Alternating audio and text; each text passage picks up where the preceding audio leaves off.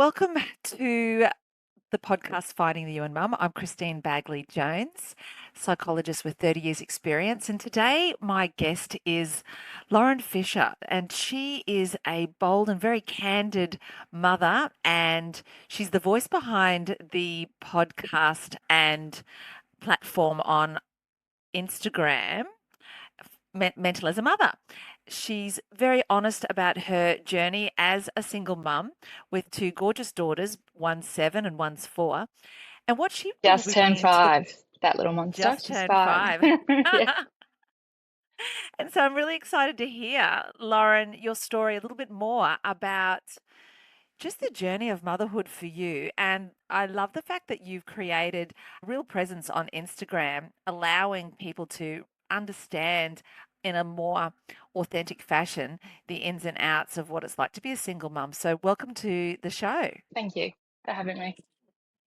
So, let's kick off with just the origins of you becoming a mum. Was it something that you'd long planned, or was it a little bit of a surprise?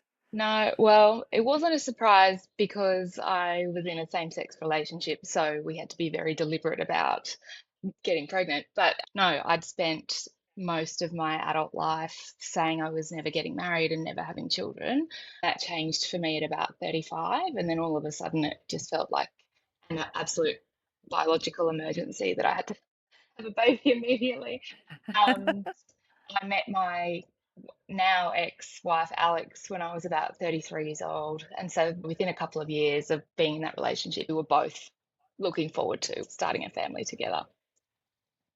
Yes, and of course that would have, I'm assuming, involved IVF and the whole shebang. And It did, and yeah. how did that go for you? It was pretty grueling. Originally, I was a few years older than Alex, so we were each going to carry one baby, and we were using donor sperm, which we purchased via the clinic from an online database. It's very surreal reading a menu of donors and trying to get a sense of who they are. I went first because I was older. We did IUI first, which is just an insemination, and that wasn't successful. We decided then, because of my age, that we would just go straight to IVF, with the idea being that in a cycle, when you have your egg pickup, egg retrieval, that you potentially end up with multiple embryos and many chances to fall pregnant.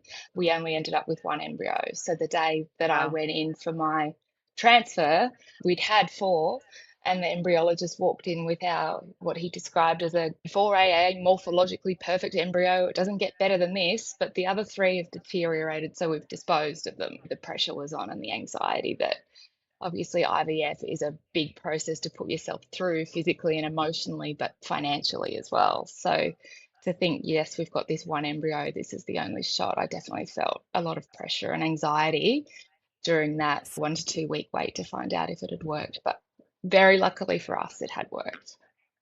And Mm. how long were you with your partner for? We were together 11 years, and we moved out of our family home in March this year. So it's still quite new. It's only about 5 or 6 months old.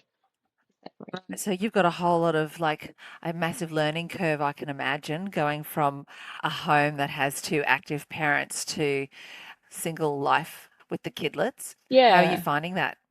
good question.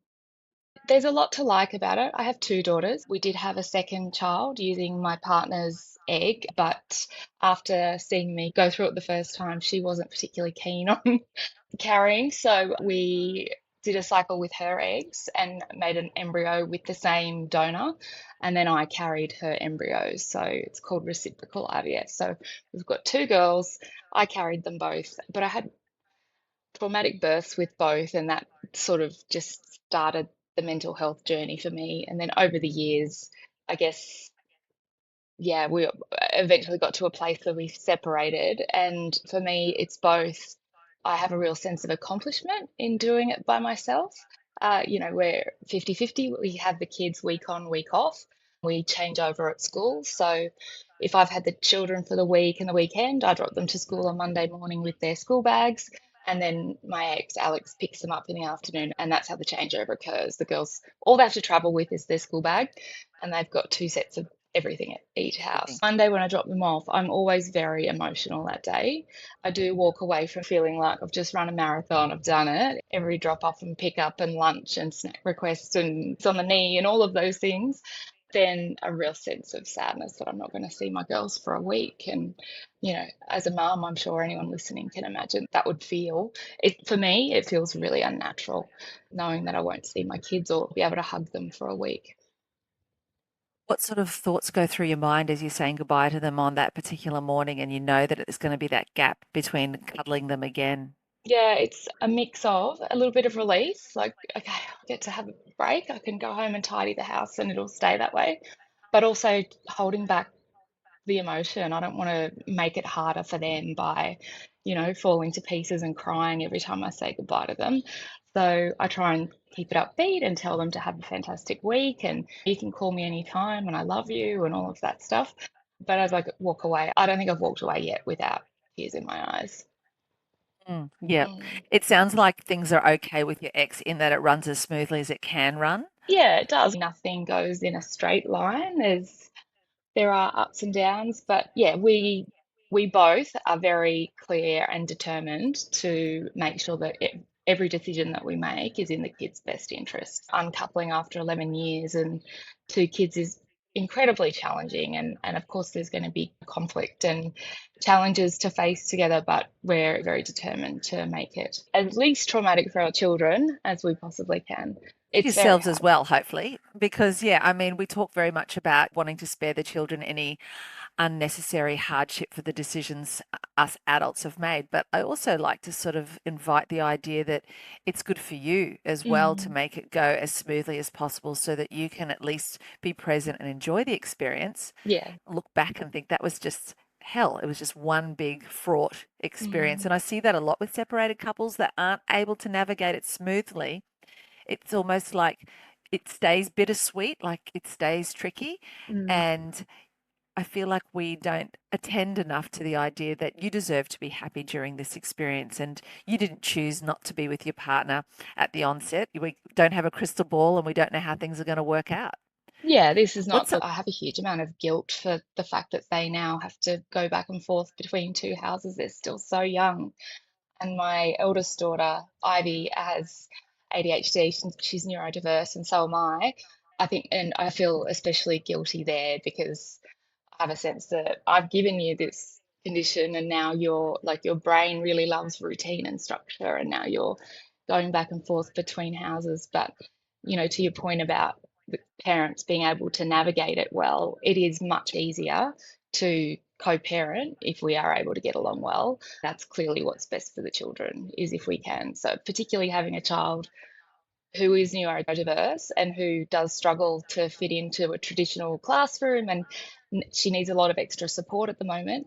If Alex and I couldn't regularly communicate about that and what she needs and make sure we're giving her the same message and the same everything at both houses, consistent?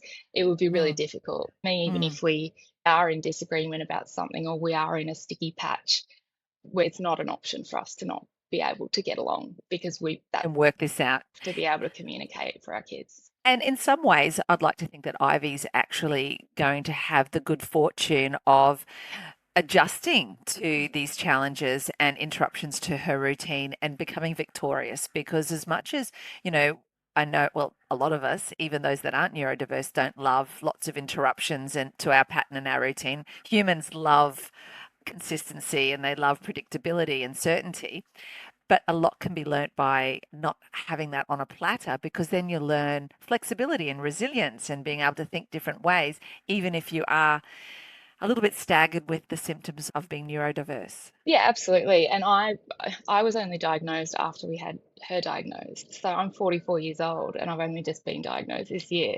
I think you're right. For her, knowing that she is neurodiverse, we're able to do plenty of research and give her all of the support that we possibly can to help her navigate that change. She's got two loving parents, two consistent homes, and goes to a fabulous school. And she will go to that school throughout her entire education through to high school.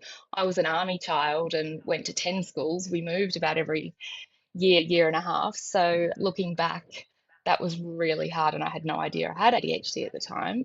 So my hope is for Ivy that even though your parents separating is a traumatic event, hopefully we'll do a good enough job of it that she still feels safe and secure and loved. And unlike you, she's been diagnosed young That's and right. you've got everything in place and that awareness, whereas you were just a little kid that's being shunted from school to school, confused as to why this seems so much harder for you than maybe others, Mm. and perhaps even thinking there was something wrong with you rather than just being neurodiverse, which is perfectly fine Yeah, because no absolutely. one had the language around it.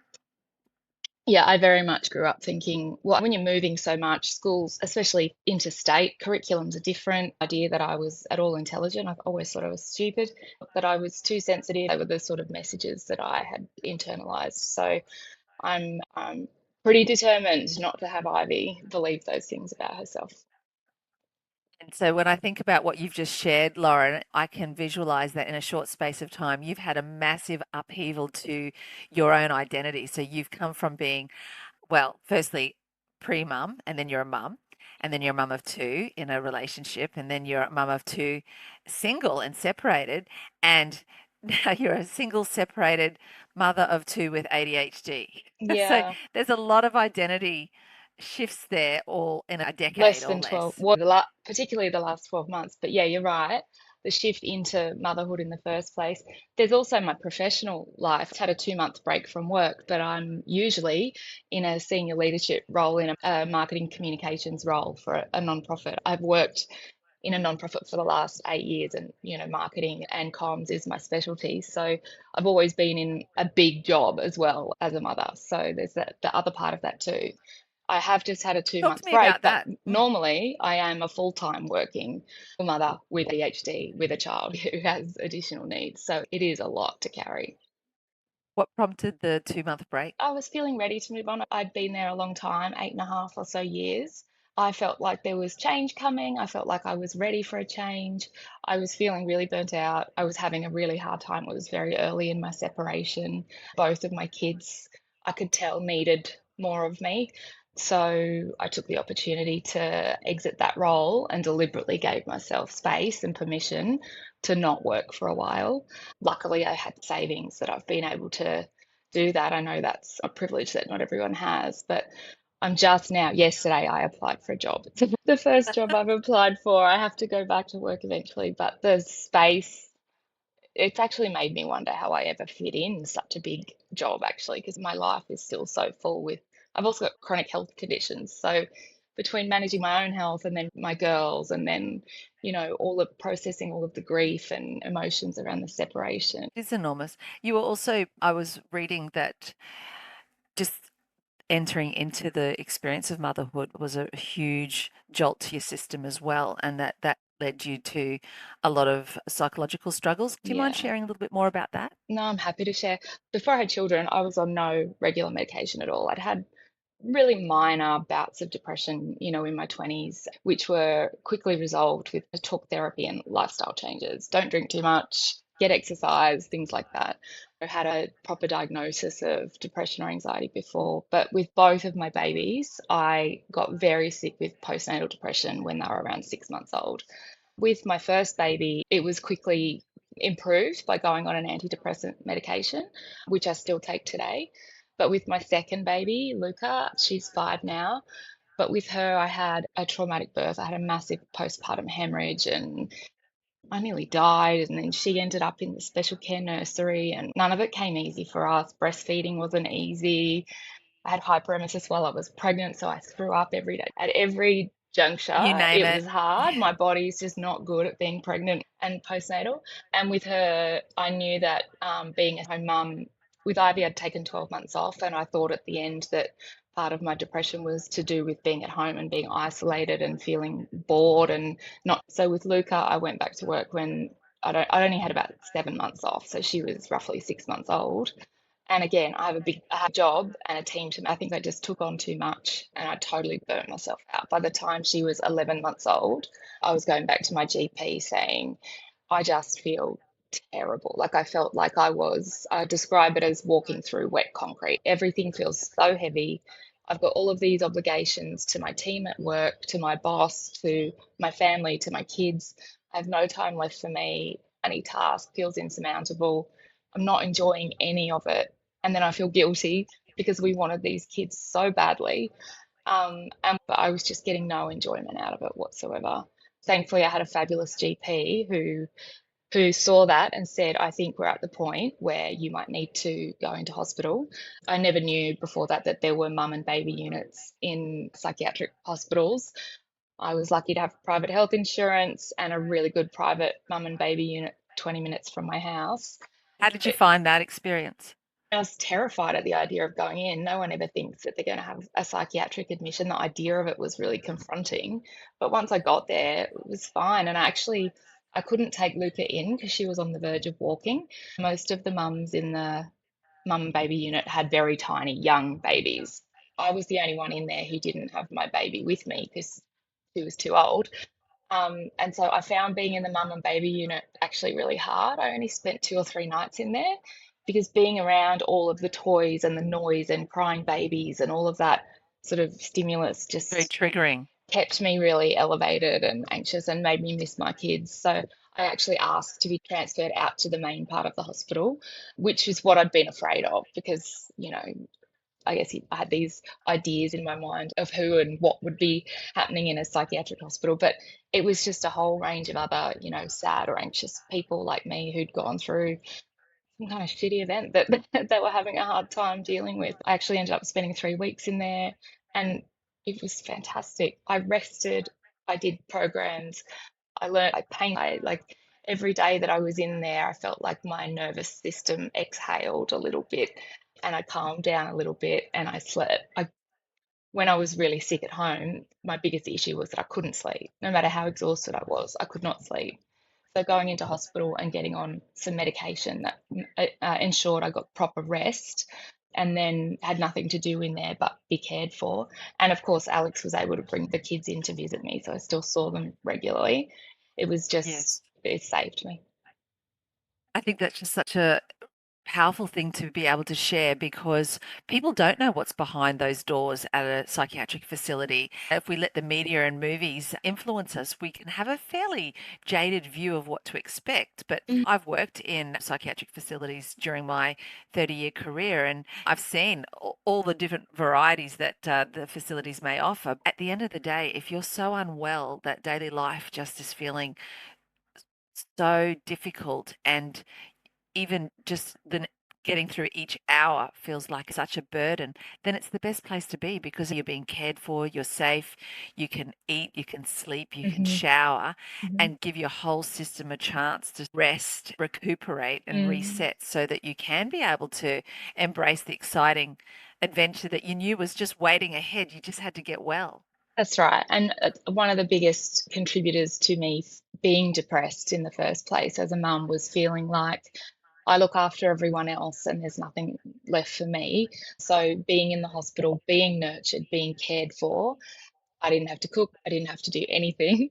My GP, I was really afraid of if I share how unwell I actually feel, will they take my children off me? I was really afraid of that. So I was at pains to say to my GP, like, I don't want to harm my baby and I don't want to harm myself, but I just feel so awful.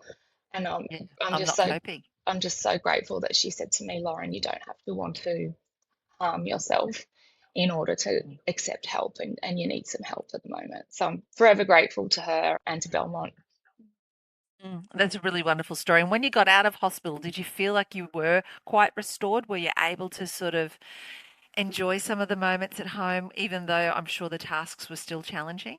Yeah, I definitely felt rested and refreshed, and I'd learnt a lot, and I'd had proper sleep, and I was on the right medications so that I was better able to cope at home. Obviously, you still get tired again, and motherhood is challenging forever in all kinds of different ways, but I was definitely much better able to cope at that point. I have gone back just for a few days or for a week a couple of times. I call it for like a little top up. So if I find that I get to a point where between work and motherhood and whatever, if I can't, once I can't sleep, I know I'm in trouble and I might need to have my meds adjusted. And so there've been a couple of times that I've gone back in so that my doctor could adjust my medication while I'm in hospital, safe and cared for. And that But is the perfect recipe oh, it's to be so able to take the time out and actually get to the bottom of it instead yeah, of going to appointments as an outpatient at different medical practitioners, and they're just putting band-aids on, or it's a bit hit and miss. They can't actually see how the medication's working, and Hmm. they can't see how it's interacting with other things. So it offers that opportunity to give you the good overhaul, I guess. That's right. I got lucky that when I was first admitted, it was under a psychiatrist that I instantly had a great rapport with. I think if I didn't like my doctor, I probably would have had a different experience, but I still see him today as an outpatient 4 years later. He just says to me, Lauren, I know you well enough that if you call and say, I need to come in for a couple of days or for the weekend or whatever, I'll admit you. If you say you need it, so just knowing that safety net is there is really, that's really helpful A for me as relief. well. Mm. So, what's some pearls of wisdom or a mantra, something that's helped you stay grounded throughout all of the twists and turns of your journey so far as a mum? Yeah, I don't have a distinct mantra, but I guess now that we're separated and that I only have my girls half the time, on the one hand, I have a huge amount of grief that I'm missing half of their childhood. When they're not here, I have to keep their bedroom doors closed and put all their toys away because I just find it so sad to see their empty rooms. But when they're with me, because I do have the weeks where I am able to rest and work and see friends and miss them, I'm really intentional about the time that I have with them, that it is that I'm very present, but also doing work that's purposeful and sharing my story on my mental as a mother Instagram and blog and all of that. All I think it's important for my girls to see that I'm mum, but I have a career and I feel like I want to do purposeful work, and that also fills my cup and allows me to give more to them as well. How do you plan to let the girls start to see more and more aspects of you, Lauren, beyond the role of mum? Because I know when kids are young, I know I'm guilty of it too. I didn't see my parents as actual human beings with a completely separate, preferences and aspirations. I just saw their job that 100% was just being a mum. Yeah. So how are you revealing those different aspects to yourself? I work as a communicator, like it's my job to tell stories. So my kids have always had a pretty good vocabulary. I talk to them like they're little people in an age appropriate way, of course, but I Yeah. talk to them about all sorts of things. And so my work is one of them. And explain I'm a feminist, and I've told my girls that I'm a boss at work and that I have people who work for me, which they think is really cool. And I tell them about the kind of work that I do. I always work in nonprofits. I values and purpose driven work. And I think I've started to impart that on them. My eldest Ivy, she's 7. I can already tell she's got that social justice fire in the belly that I have. Um, but then also telling them stories of my life before them. I've traveled and I've lived overseas and I've had incredible friendships, and just sharing the music I love or a movie that I loved as a kid, things like that. We were able to talk about my life before they were here, but also the things that I love now, sharing, as I said, the music I love now, and then seeing them love the same music or discover music that they love. I treat them like little babies. I treat them like little people. And I do try and share, again, in an age appropriate way, all those different aspects of my life. You are beyond mum. You mentioned just before that you're a feminist, and I love Mm. it when people still use that terminology. Define it for me. Help us understand when you're saying I'm a feminist, what you're like meaning exactly. I just know that we live in a patriarchal society and that women are we're not that we don't have equality, we don't have wage equality or any of those things. It's very recent that we weren't able to vote and all sorts of things. So for me, I'm trying to raise my girls to be little feminists as well, and know that women are so powerful and strong, and we grow babies in our bodies and we do the most incredible things, and we should be absolutely revered and celebrated for that. But we're not safe in the world, and we are disadvantaged sometimes in the workplace. So I guess I could talk a lot more about it and what it means to me and how I'm trying to impart that into my girls. And I think it's really vital because there seems to be this sort of trending of where people are stepping away from the concept of feminism. It's almost like there's an offshoot where it's not vogue. And I try to remind anybody that cares to listen, it was the feminists that gave us rights that we couldn't even imagine what our life would be like without them. But we're not talking hundreds of years, we're talking decades ago where women were even more disadvantaged and Mm, underrepresented in important settings and really unsafe in really. lots of ways. And it's the feminists and the idea of feminism that's allowed us to keep having this voice. And we need to stay at the tables. And we Oh, can't just decide it's a trend or it's been happening enough and it's time for something new, mm. because the new will be a reversal rather than a progression. I mean, even my recent ADHD diagnosis is the fact that I haven't been diagnosed until I'm 44 is, a symptom of the fact that our healthcare system is, in a patriarchal structure as well. Boys were diagnosed, girls weren't. And there's a lot of women like me who have been for a long time misdiagnosed as anxious or depressed who actually are neurodiverse, and it wasn't ever picked up. But also, I mean, like the job isn't done. Our, women's healthcare rights are, around choice to their own bodies in the States, for example, are being eroded. So, the job is never done. But I am mindful now at this age, your point about using the word feminist, I think claiming that for some people is uncomfortable because we have this picture of the angry feminist, like the screaming, man hating, and that's not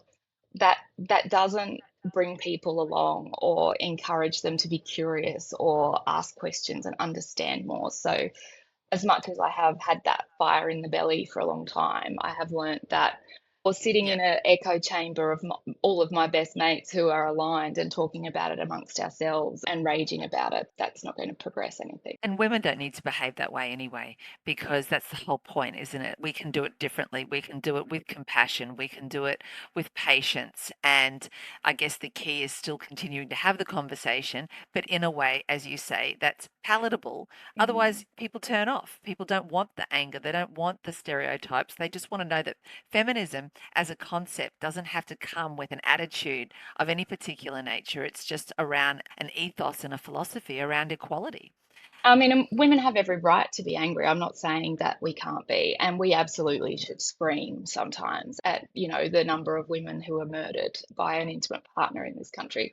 But feminism also benefits men because patriarchy hurts men as well. So boys and men who feel like they aren't allowed to express emotion, that is a result of living in a patriarchal society. So for me, feminism is good for everyone. Yeah, I will scream about it sometimes to myself in my head or amongst my friends.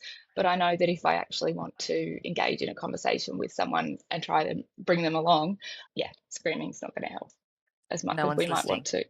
to. Yeah. So tell me, what is a dream or passion, Lauren, that you've long held that you've had to put on pause, but you still plan on activating at some point in your life? I started my Mental as a Mother website and social media sharing my story when I was in hospital for that 3 weeks when my daughter was 11 months old. So that's just over 4 years now. And the whole time I've had a dream of starting my own podcast. I haven't done it yet. But just in the last month or so, I've really, really, but an enormous, constantly. And I feel like the universe is screaming at me to do it. I've had friends check in and ask. I haven't brought it up with them, but multiple people are checking in and saying, "Hey, are you going to?" Or some of my Mm. followers on Instagram are messaging and saying, I relate so much to what you're saying. Can you please make a podcast? So that is a dream that I really, really want to do that. But I know myself with my ADHD, I would absolutely design the episodes and be thrilled to do the interviews and tell the story. But editing and all of the admin Back, side that comes with it, I'm going to yes. be terrible. So I need to, That's when you outsource, Lauren. that's But right. it But that feels is a like you dream. absolutely, yeah, have to do it because in my mind you already had a podcast. Yeah, you Because said at the start. I know, because I was listening to and watching your Instagram with such pleasure. Some of your sharings are quite detailed. My brain just converted it to, oh, yes, it's a podcast. But yes, you're right. To make that Well, distinction, you've still got to create that. here's the big reveal. There will be a Mental as a Mother podcast at some time. I committed to a friend a week ago that within 6 weeks, I will have made some kind of meaningful progress towards it. 5 weeks now. Well, congratulations. And I really look forward to listening to it. Thank It'll you. be wonderful. So I'm guessing you have lots of examples when I ask you this next question. Experiences as a mum where you have felt particularly lonely or lost. I can only imagine when you were suffering from postnatal depression before you were diagnosed, and then even that journey of recovery would have had many moments. But are there other occasions as well where you felt isolated and quite alone in this life? I rarely feel lonely, but I have felt very alone. When I was on maternity leave, I felt lonely quite often because being at home with a baby, particularly my second baby, she was a COVID baby and she was only 2.4 kilos when she was born. She was tiny. So I was terrified to take her out and for her to get sick. I was at home alone a lot and I am an extrovert and I need to be around people. But I do have a sense that I am alone and the only person I can truly count on is me. And so that has some sadness attached to it for sure. But I, at the end of the day, the buck stops with me for everything. I'm responsible for me and I can only rely on myself. Why does that bring sadness rather than, say, empowerment or a sense of self-containment?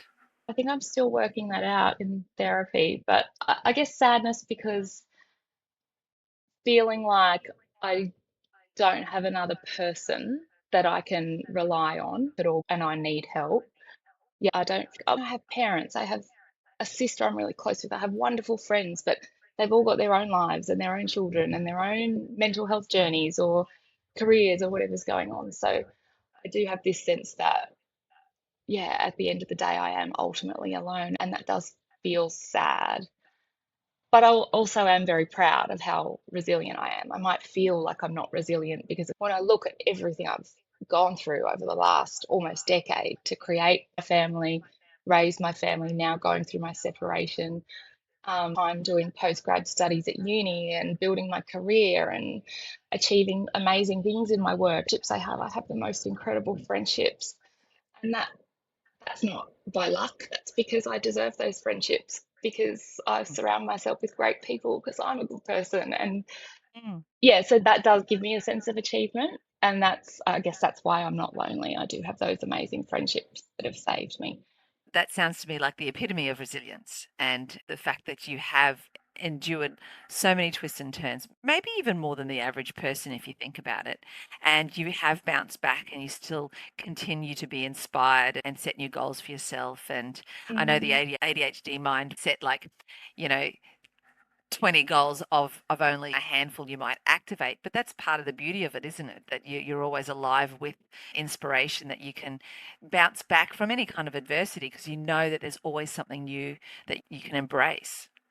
I think for me, part of the sadness is I just feel like I don't have a choice. So it's just not an option to lie in bed and rot and wallow for 2 weeks because I've got kids. Yeah, part of it is the resilience is just I just have to do it. When you're a mother, you have to do it. You got to put one foot in front of the other. And sometimes I just have to take it day by day or hour by hour. Because if I look too far ahead, it's easy to think, oh, I've just got to work for the next however many years to pay off the mortgage and pay the school fees as a single mum. What have I got to look forward to? But there are those things in there. I know they are in there. And that resilience, I guess, I don't always feel it. When you're having a hard time or you're feeling really down Mm. or feeling really guilty for something that's happened with the children, it's easy to feel like a failure or wallow for. It's important to let myself do that, I think, sometimes if I need to lie in bed for a day or 2 days, but just not for too long. Just, And I think giving ourselves permission is such a key element of that, where we don't have to feel like we have to be game on all the time because we're parents and we're role models and we've got to be presenting with a certain personality type to show the children how to be upbeat and optimistic. And I feel like it sets them up for their own disappointments and sense of failure because it's not realistic. mm, In this life, suffering is unavoidable and inevitable. And in some ways, that is resilience. It's where you can see that you're in that downswing and it's going to last for a period of time, but you also know you're going to be able to claw your way out of it. yeah, yeah, I have. And I surprise myself if I do end up down again. I call it being down in the hole when I feel really, really low. And I think, gosh, this has happened so many times now. How didn't I see this coming and prevent it? Sort of beat myself up for it. But I have climbed my way out of it every time about, how much therapy do you have before you're okay? I feel like I keep like having to repeat the year at school. You go to therapy for a couple of months and deal with an issue and think, okay, I've graduated, I'm done with therapy, but I'll probably never be done. I've been going to therapy for 20 years as needed, not always going. I'm going weekly right now because of the need to. But yeah, for me, yeah, the other day it was that, so how many years of therapy do, and like when does it get easier? And I guess the answer is that life's always going to throw up challenges, and some people do have a vulnerability to becoming more depressed or more anxious, and I'm one of them. But I also wouldn't give back that vulnerability because it comes from my sensitivity. I'm a sensitive person, and that brings me so many gifts in my ability to read a room and feel other people's energy, and my enjoyment of art and music. I feel that so intensely in my body, and I would just never give away the intense joy that that brings. And so I try and communicate that to my girls. Not so much Luca yet, she's only just 5, but certainly with Ivy, but with both of them talking about feelings. And if I yell when we're trying to get out the door in the morning to get to school on time and they're just dragging, and I'll always apologize and say, Mummy had big feelings and they're not your fault. I shouldn't have yelled and I'm sorry. I was feeling really mad, but that isn't your fault. Or if they see me crying, yes, Mummy's really sad right now, but I'm okay. And it's not you. Yeah, I'm trying to be very intentional about naming that. Tears are fine. Yeah. Like, I'm a crier. I cry over the good, the bad, the ugly. I'm sentimental. When things are beautiful, I cry. My kids would probably say that there's hardly well, there'd definitely be not a month that goes by where they don't see me cry for some reason. But Mm. that then gives them permission to have the full range of feelings and not to hide them or suppress them because of what social media or society is trying to suggest right now about how we are supposed to express ourselves. Yeah, exactly. So tell me, what's a tip? If you had to share one tip for our listeners and viewers today in terms of how to stay connected to yourself as a mum while Mhm. still also remembering that you're a woman, what would that be? I I wrote some notes that question was really important to me. My tip at the moment with the life stage that I'm at is that there are always going to be hardships and challenges, compassion, and I'm really big on um, challenging myself. If I have negative self talk, would I say this to my best friend? Extend myself the same compassion that I would anyone else. But also therapy or whatever kind of introspection or reflection or self discovery, whether that's reading books or talking to friends, podcasts, and things like that about ADHD and perimenopause and all of the factors that contribute to our emotions and our mental health. That introspection and knowing what my drivers are, what my purpose are, like who I am at my whatever form of self reflection and self discovery works for you. If you have that North Star, I think that can carry you through. And I couldn't agree more because I feel like when we're in the day-to-day grind of motherhood, we Mhm. lose that opportunity just to sit with ourselves as women, separate from all of the hats and titles that we carry with us, and just remember what matters to me. Who actually am I beyond all of this? I'm sure you've seen it many times where people have completely lost themselves Mhm. in the identity of being a mum or being a partner or the wheel of life. Mm. They haven't been checking in and figuring out what matters to me, what my values are still, because it's ever changing and you can't, it's not a set and forget. If you No, don't keep checking in, you wake up one day and literally be a stranger to yourself.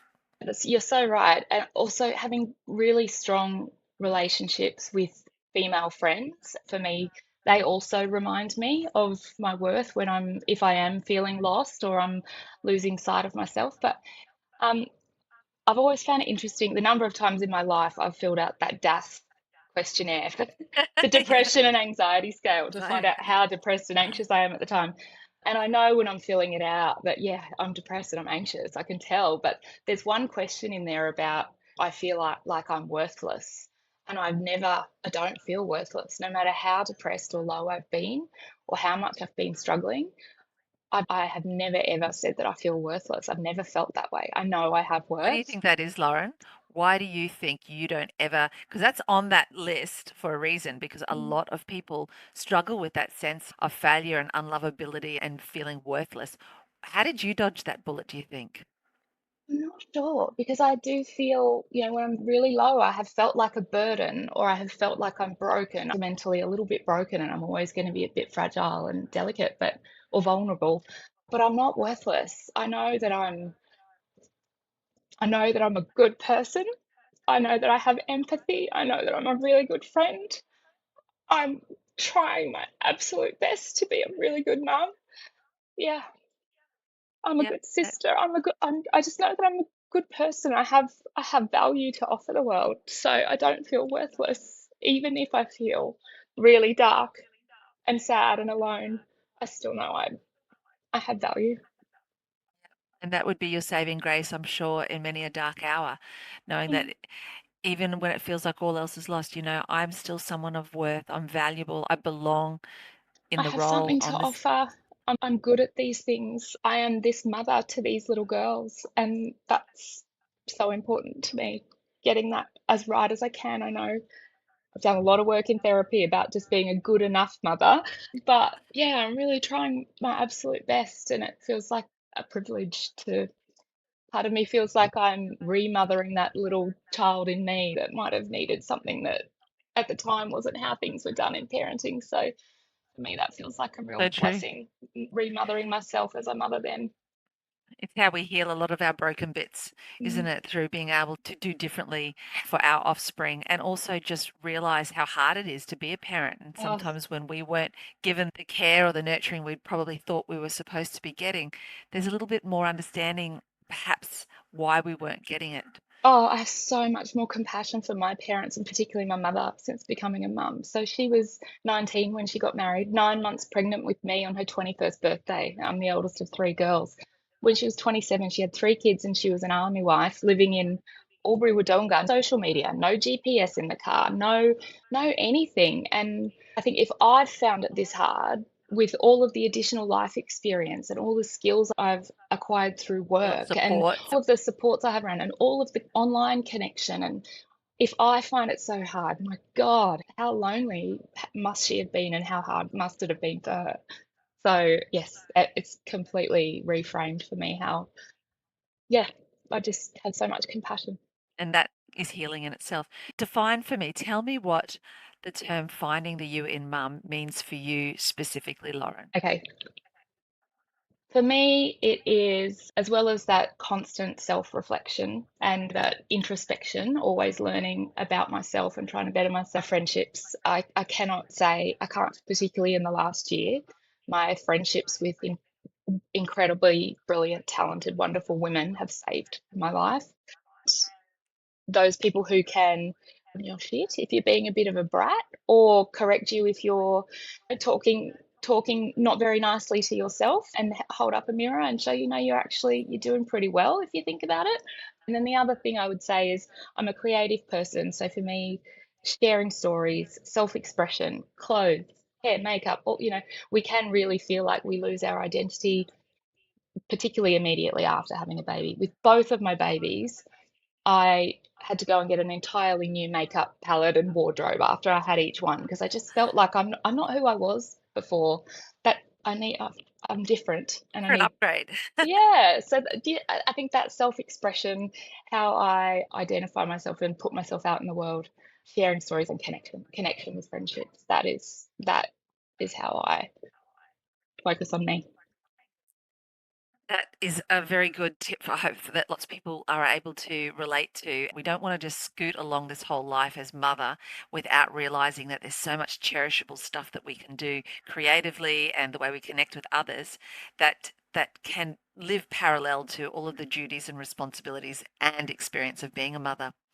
Mothering, it actually contributes Yeah. to the mother that you are, so your children still benefit, if not directly. And they love it. They love watching everything that I've observed. Kids love watching their mothers thrive. Mm. They love seeing them do well and be something more than just the person that provides for them. So, yeah, I agree very much with you, Lauren.